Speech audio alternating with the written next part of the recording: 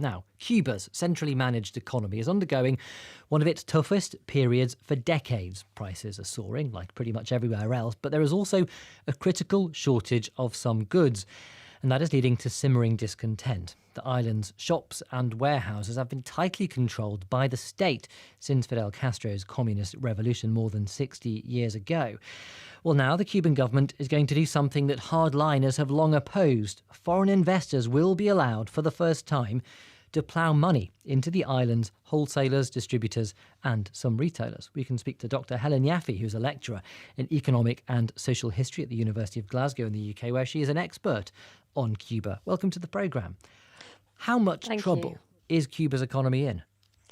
Well, really, since about 2019, when the Trump administration started to really tighten sanctions, which is a set of laws that have already existed for 6 decades, and they targeted things like, Cuba's access to oil, food and medicines and so on.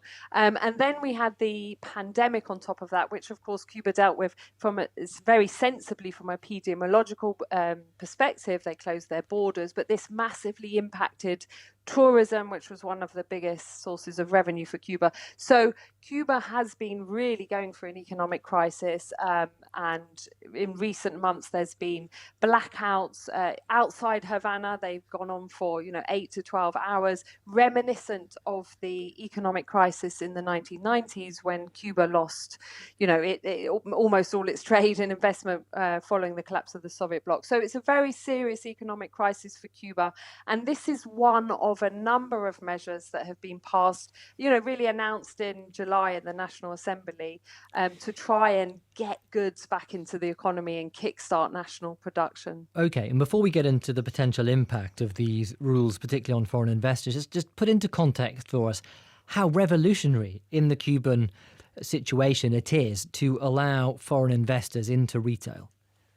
Into retail is a big deal because, of course, in 1968, Cuba had what was called the Revolutionary Offensive, which nationalized, the small shops and manufacturers and so on. But foreign investment has been legalized in Cuba since 1982. But, given the history of the domination of Cuban economy by foreign investors, mainly from the United States, prior to the revolution of 1959, there's been a lot of reticence. So the 1990s, you saw an increase of foreign investment, but it's been targeted towards the production of goods and services with the state sector. So this is new, the announcement that foreign investors, and they're going to prioritize those who are already in Cuba, who have a record of working with the Cuban government, will be able to have up to 100% ownership in the wholesale sector. And until now, for this moment, it's going to be mixed enterprises, joint ventures only in the retail sector. Right, I see. There is, though, as you alluded to earlier on, still this US trade embargo, which severely complicates any American investment. Do you think new companies are likely to want to go into Cuba to try to establish credibility in the hope that they can go into wholesale and retail?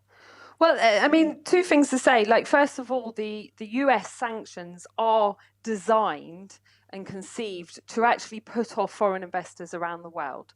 So, they really, all banks around the world now regard Cuba as high risk because they're scared of fines from the US Treasury, OFAC, the Office of Foreign Asset Control, and so on. And businesses are also put off by the Helms-Burton Act. It's very complicated, so I won't go into it now. But the second thing is that despite that, it is quite interesting to see how much international interest there is from businesses.